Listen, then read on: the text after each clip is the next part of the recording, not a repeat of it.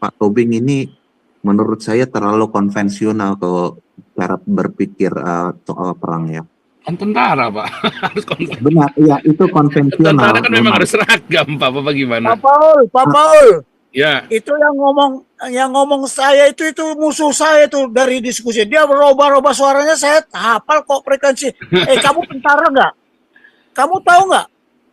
Kau nggak tentara, saya pelajari itu air defense itu kompetensi saya. Sebentar Jangan dulu. bilang konvensional, tidak bergerilya. Ini Memang perang. Ya, sebentar dulu Pak Tobing. Saya ngomong dulu. Kau memang monyong kau, diam kau. Aku sudah tahu kau. Suaramu aku kenal, frekuensimu ku catat. Jangan pura-pura jangan kau tuduh saya dulu konvensional. Dari mana kau tahu saya konvensional? Memang konvensional itu negatif, Pak. Tidak kan? Bang konvensional. Apakah bang konvensional? Monyong, kau tahu nggak? Aku dari dulu udah benci sama kau. Kau kalau ketemu sama saya, kau cincang kau.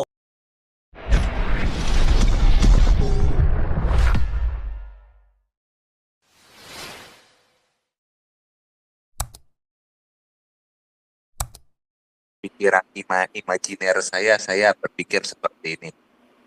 Apa yang akan terjadi seandainya jika Iran dan Irak itu, kalau kita kaitkan di dalam hukum perusahaan itu merger ya Pak Paul ya.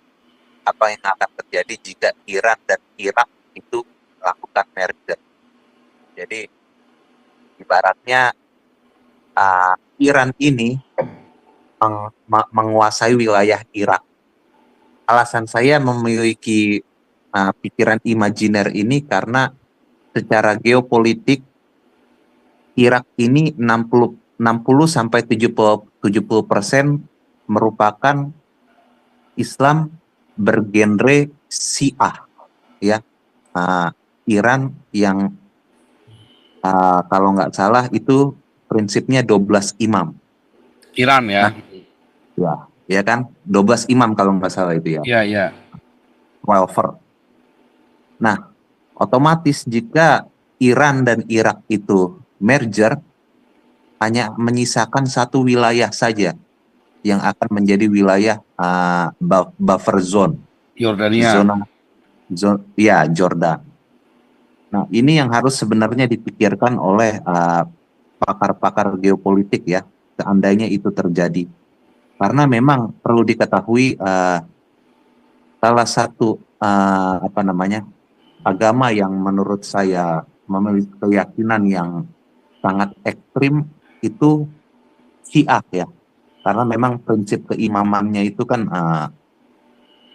sangat tinggi ya dibandingkan dengan kompetitor yang mayoritas itu. Sebagaimana yang kita ketahui di Indonesia ini, Sunni ya. Nah, ini yang harus diperhatikan. Coba di zoom itu wilayah itu. Ya, makanya ini memang agak sulit ya Pak. Ini kan pengandaian tadi kan, kita berpikir imajiner tadi ya. Memang. Dan satu lagi, imajiner saya itu Suriah itu. Meskipun Suriah itu Irak, Syria. Ya kan, kalau Syria ini agak aneh memang Syiahnya ini. Syiahnya ini Syiah Nusyairiyah.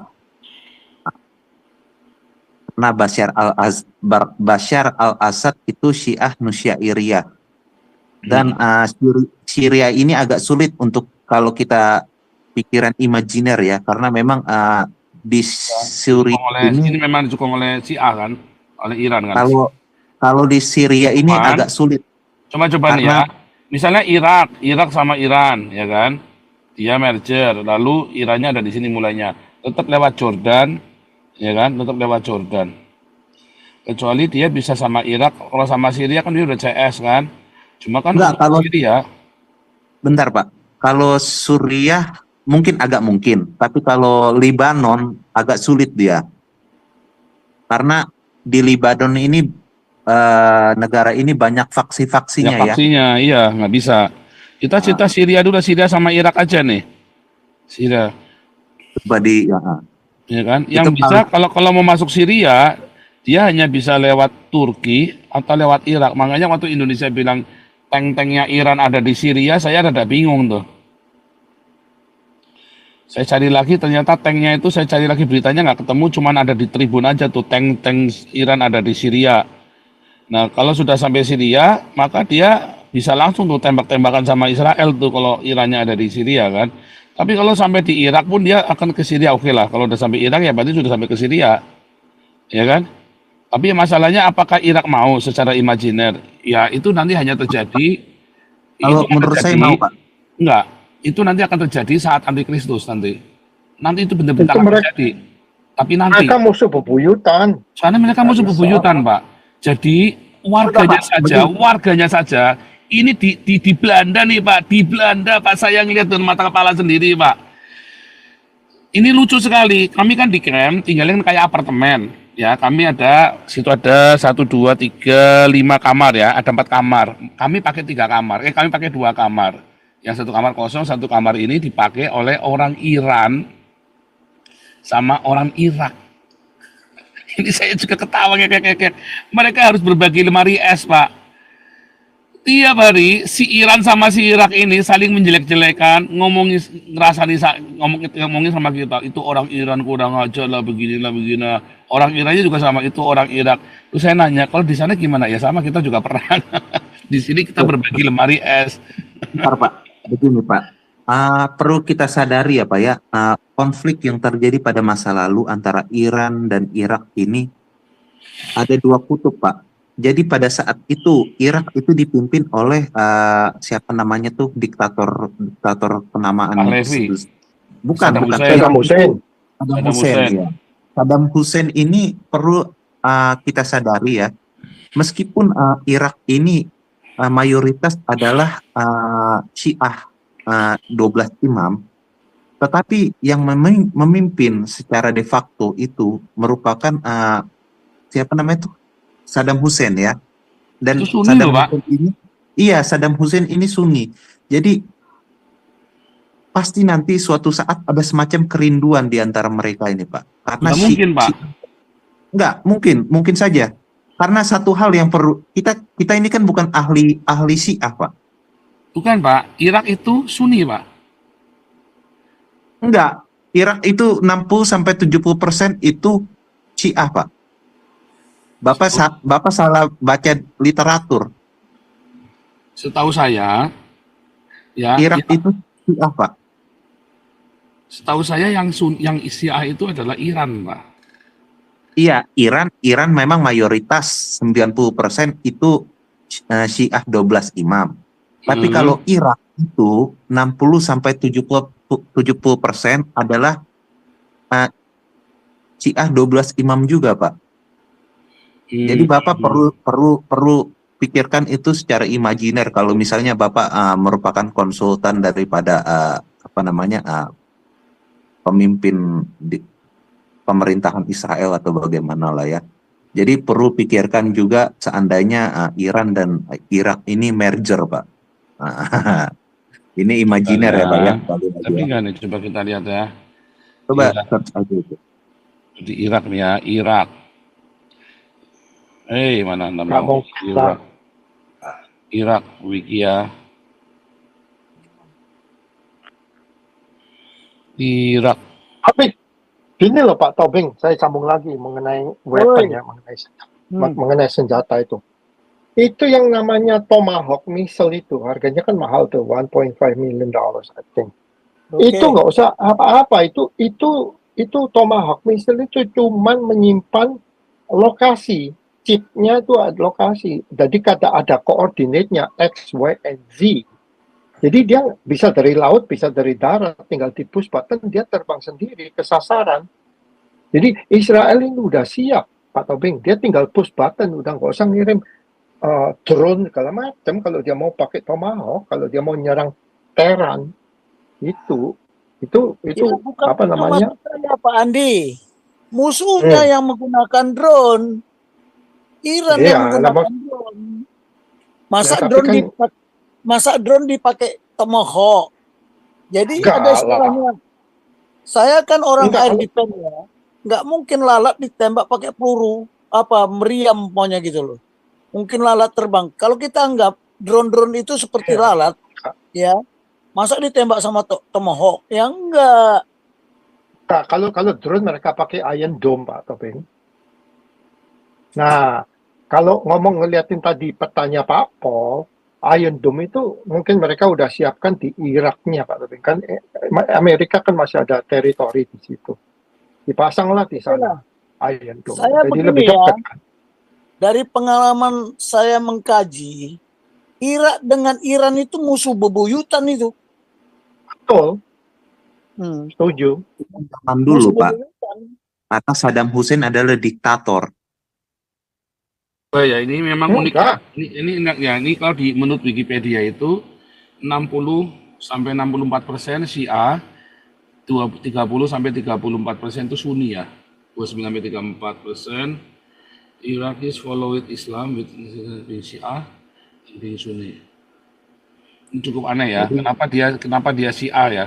Karena dia ex Abbasiyah kan, ex Abbasiyah dan dia Al-Sunan, dan di sana orang-orang Syiah sangat didiskriminasi. Orang Syiah yang ada di Irak itu selalu kejadian diskriminasi terhadap orang-orang Syiah justru. Makanya mereka merasa ini kan, mereka orang-orang ini kan karena didiskriminasi ya sering perang itu. Suatu saat nanti mereka akan ada kerinduan itu, Pak. Tetapi kalau dalam buku saya, dalam ini yang pengajaran second coming yang saya ajarkan, suatu ketika kan antikristus Imam Mahdi ini kan orang Syiah, Imam Mahdi, dan dia harus menguasai Baghdad, dia harus menguasai Babilonia, Baghdad itu. Ya, kalau dia Baghdad Babilonia, dia harus kuasai Irak, ya, dia harus kuasai Irak. Jadi dengan dia menguasai Irak, maka dia bangkitlah antikristus itu terang-terangan ya, declare saya Imam Mahdi. Makanya semua yang ngaku-ngaku Imam Mahdi dari mulai Saddam Hussein sama Al-Baghdadi kan dari mana? Dari Mesopotamia, ya, ngaku-ngaku Imam Mahdi itu. Ya jadi yang kalau prediksi tadi ya bisa nanti, tapi nggak mungkin sekarang. Karena sampai sekarang ini masih terjadi, sampai hari ini walaupun Saddam Hussein sudah nggak ada, masih terjadi diskriminasi ya, konflik Syiah Sunni ya. Tapi Syiahnya kalah terus adanya ya, kalah terus Syiahnya di sana. Sehingga orang-orang Irak yang di kami itu kan dia kalau ngeliat orang Syiah itu ya, dia mencibir. Itu memang cukup mengejutkan saya nih ya kalau bilang ternyata Syiahnya banyak ya, lebih banyak dari Sunninya, tapi orang Sunninya yang berkuasa di sana ya, aneh ya. Ya, Satu lagi mungkin saya ingin sampaikan ya, Pak ya. Pak Tobing ini menurut saya terlalu konvensional kalau cara berpikir soal perang ya. Kan tentara Pak, harus konvensional. Benar, iya itu konvensional. Tentara kan memang harus seragam Pak, apa gimana? Pak Paul, Ya, itu yang ngomong saya itu musuh saya itu dari diskusi. Dia berubah-ubah suaranya, saya hafal kok frekuensi. Kamu tentara nggak? Kamu tahu nggak? Kau nggak tentara, saya pelajari itu air defense itu kompetensi saya. Sebentar Jangan dulu. bilang konvensional, tidak bergerilya. Ini Memang perang. Ya, sebentar dulu Pak Diam Tobing. dulu, saya Bapak ngomong kalau dulu. Kau memang monyong kau, diam kau. Aku sudah tahu kau. Suaramu aku kenal, frekuensimu ku catat. Jangan pura-pura jangan kau tuduh saya dulu konvensional. Dari mana kau tahu saya konvensional? memang konvensional itu negatif, Pak. Tidak kan? Bang konvensional. Apakah bang konvensional? Monyong, kau tahu nggak? Aku dari dulu udah benci sama kau. Kau kalau ketemu sama saya, kau cincang kau. Kau tahu nggak? Kau pura-pura kau tadi suaramu roba-roba, udah tahu aku. Kau jangan ngomong begitu. Tahu nggak? Waktu perang Teluk, kau tahu nggak? Kau mungkin belum Susah lahir. Diajak berdiskusi ini bukan Jangan begini. Nanti dulu. Kan kamu diskusi. Aku Maaf, dari tadi. Pak Tobing ya. Dengar dulu kau ya. Dengar. Dulu, Jangan kau ngomong Pak Tobing. Aku nggak ngomongin kau. Kau jangan bilang sekarang kau nuduh ada imajiner. Mana ada imajiner? Di dalam militer itu tidak ada imajiner. Tahu nggak? Peranggapan jika. Kan saya bilang Irak sama Iran tuh bermusuhan karena mereka bukan satu suku loh. Buyutan, bukan masalah politiknya loh. Itu Bukan sipilnya loh. gara-gara Syiah. Sipilnya loh itu loh. Sekarang saya tanya, Irak masuk bangsa Arab, Persia Arab? Tidak. Tunggu dulu, Persia bukan Arab. Kalau kau belajar Bible, Persia itu adalah turunannya si Esau. Israel turunan Yakub. Itu dari dulu dong sebubuyutan. Kau jangan bilang konvensional, kau jangan sebut namaku lagi ya. Saya tidak bicara itu. Bicara, menurut kau, aku tadi tidak mau ngutang-ngutik kau, tapi suaramu ku dengar. Kau juga yang bikin saya berkelahi sama si Ponto.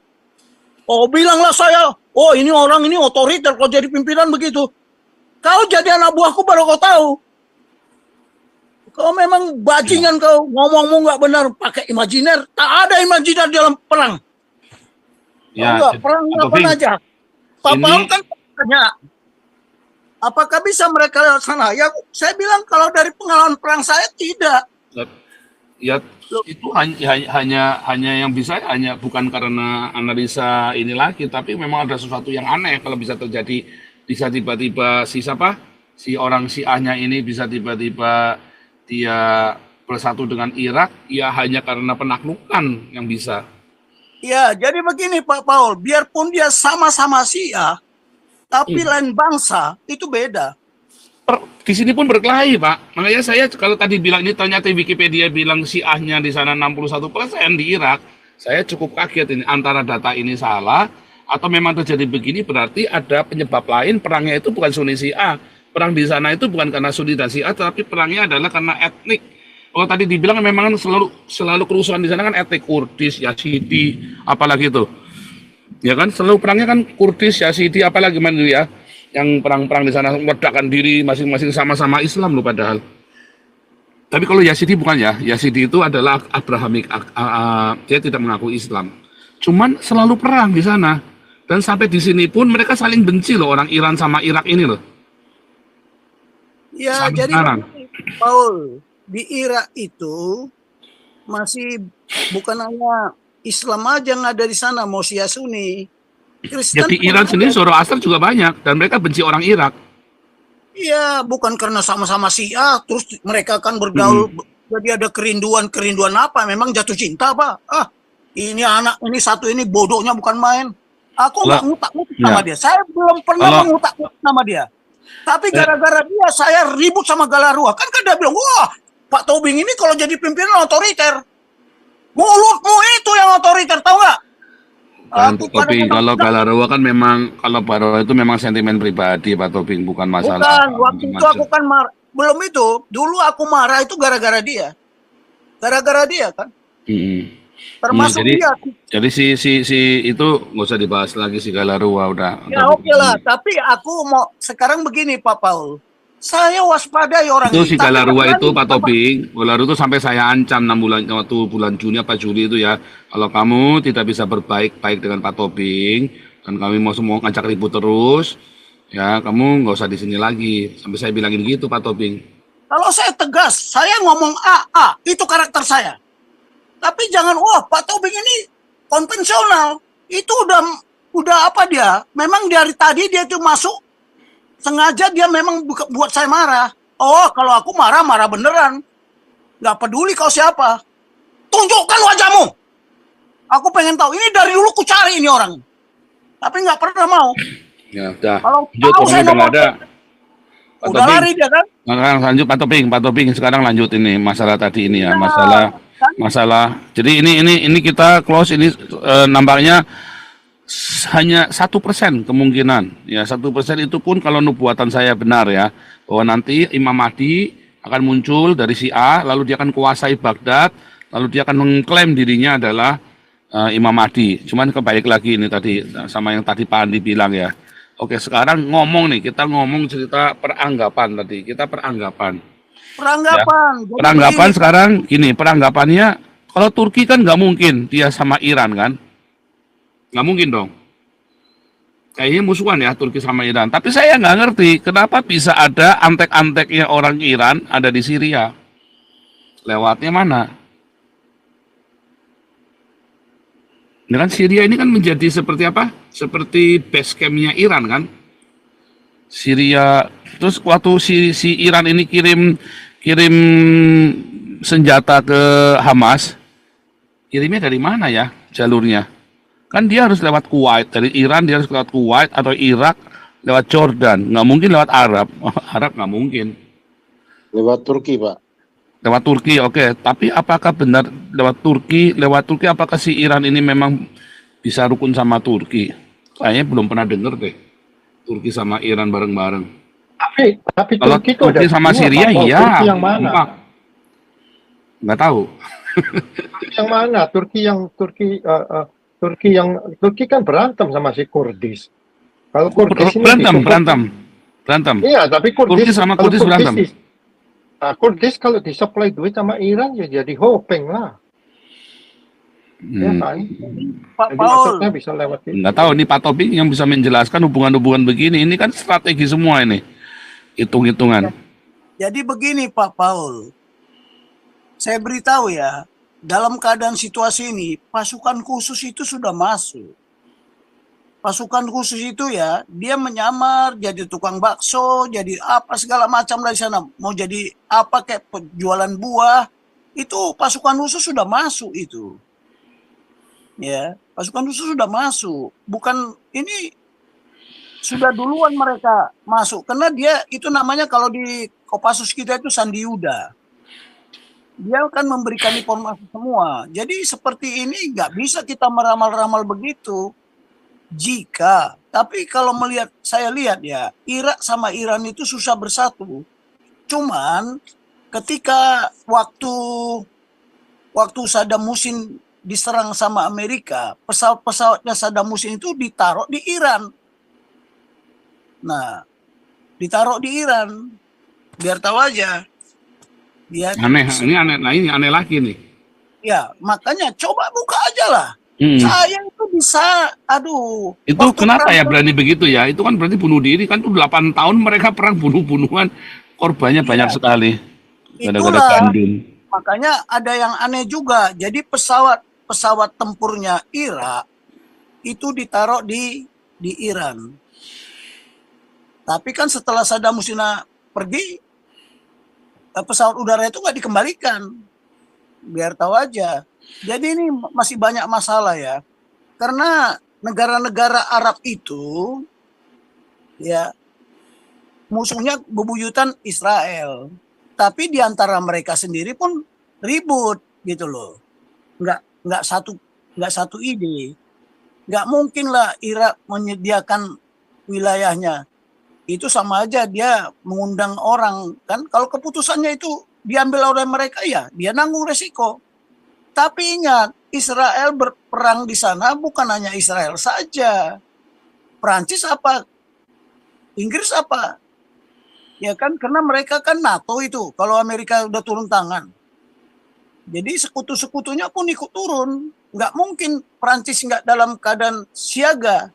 Pasti siaga lah. Nah, makanya kan ini perangnya ini perang apa sekarang? Apakah sudah mulai perang space? Ya kan? Kalau angkatan udara dulu, ya angkatan udara dulu. Karena apa? Udara itu harus dikuasai. Ya kan? Penguasaan udara itu bukan hanya udara di udara, tapi udara darat. Makanya nanti semua senjata air defense itu dihantam dulu. Makanya kalau angkatan udara itu punya tugas 2. Dia perang udara dengan udara dan dari udara ke darat. Dia fight di atas, dia juga hantam ke bawah. Itu udah ada tugasnya masing-masing. Makanya nanti pasti udah keluar itu ADIS, Air Defense Identification Zone. Tidak boleh terbang ya masuk ke wilayah ini. Kalau dia memperbolehkan masuk ke wilayah dia menerima resiko. Itu aja. Memang sekarang lagi mikir, ya kan? Jordan juga nggak mendukung Hamas kok. Sekarang Jordan di pihak mana? Saudi Arabia di pihak mana? Perancis di mana? Belum lagi Jerman, ya belum lagi Belanda. Ya nggak tahu lah. Tapi ini kan sudah dibilang ada nggak dibuatkan di Bible, ada kan? ada dari barat, ada dari timur, ada dari utara, ada dari selatan. Jadi memang Israel ini gimana lah kalau saya katakan, dia negara yang dikepung oleh setan-setan di kelilingnya. Jadi makanya Pak Tobi ini kalau- ternyata Pak Tobi, Pak Pandi ini ternyata pernah loh, nih Iranian pernah nyelundupin nuklir loh, apa uranium loh, buat buat buat Turki itu pernah nyelundupin uranium buat ini ya, buat Turki ya, buat Iran ya ternyata ya. Berarti iya, bisa jadi saja senjatanya dari Iran, dari Turki ya, bisa ya. iya, makanya kita tidak bisa percaya negara-negara itu. Kadang-kadang dia Iya. berkelahi, tapi ternyata di Tapi belakang ternyata main-main. iya baik. Ini kayak Turki largest NATO, padahal dia anggota NATO, tapi dia belain si Iran. Iya. Karena begini, dulu Irak kan pernah menyerang pernah perang dia. Perang Mm-mm. Irak Iran itu berapa lama itu? Baca sejarahnya, ya kan? Jadi kita tidak bilang, alah pakai imajiner. Dari mana lagi ilmu imajiner itu? Tidak ada pakai imajiner. Di dalam tentara hanya ada peranggapan. Hmm. Peranggapan, contoh, yang seperti Pak Paul. Jika Irak menyediakan wilayahnya dipakai Iran, itu jika, tapi belum fakta kan? Belum. Nah itulah makanya kalau fakta. Dan kemungkinannya kecil, Ya, jika menurut saya Turki, ya. iya, jika Turki menyediakan wilayahnya dipakai apa? Nah, sekarang Mesir aja nggak mau dia menggunakan itu kan, menggunakan wilayahnya dipakai oleh pengungsi aja dia nggak mau. Nah, itu makanya kita membahas perang Teluk ini ya, perang Timur Tengah ini, waduh, ruwet ya. Perang Teluk pertama, perang Teluk kedua, mungkin nanti ini terjadi juga perang Teluk ketiga kan. Makanya kita kaji pertempuran perang Teluk pertama, alat-alat senjata yang digunakan sudah berbeda perang Teluk kedua. Nanti perang Teluk ketiga mungkin lain lagi. Karena perang Teluk pertama belum ada itu pesawat B-2 Steel itu belum ada. Belum ada. Jadi Hercules yang terbaru juga C-17 itu belum ada. Sekarang sudah muncul ya kan. Nah, ini memang apa namanya? Senjata-senjata ini kan semakin berkembang. Belum lagi satelit. Makanya kalau kita harus waspada, nanti mungkin satelit pun putus ini. Kalau Rusia ikut turun tangan sekarang. Karena di belakang itu kan Iran sama Rusia itu sekutunya. Sekutunya. Nah, gimana kalau saya analisa bagaimana Cina bermain apa? Dancing strategi. Potong bebek angsa. Seorang ke kiri, seorang ke kanan, tralalala. Jadi Cina ini pegang peranan penting. Dan India di mana? Morning. Nah, India pasti membela Israel kan? Beautiful day. Sun is out. So Israel bukan NATO. Yahudi bukan NATO. Nah, dia pasti membela Israel. Mm-mm. Nah, Iya itu aja lah. nih. Ini perang Ini sejak Koma ini si Iran sama Irak nggak pernah rukun ya sejak Kama ini. Kalau zamannya Pahlavi rukun loh Pak Tobi ternyata ini. iya.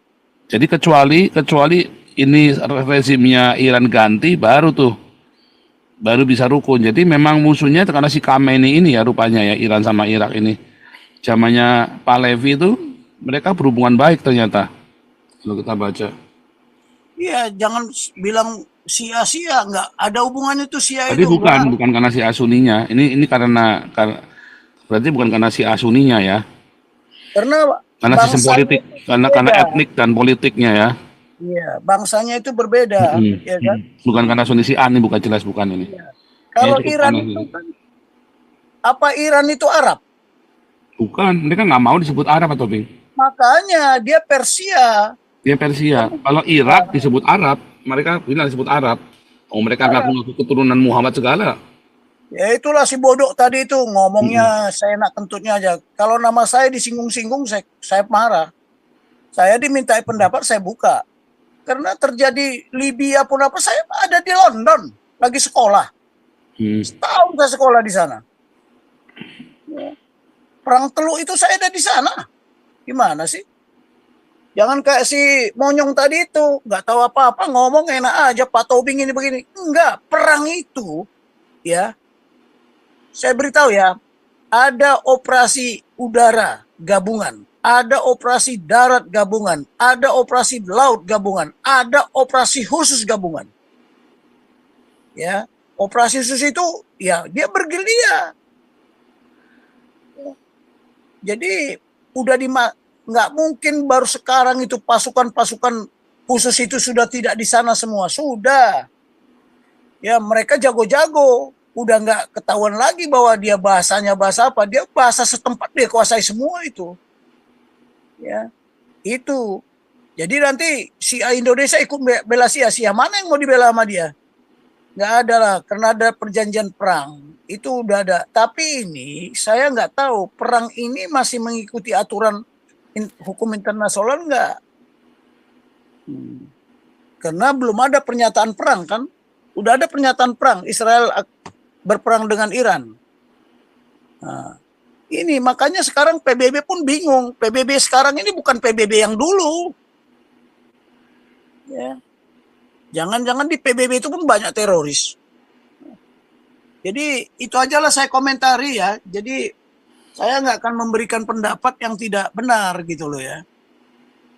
Ya, mana Pak Andi tadi mau ngomong apa dia?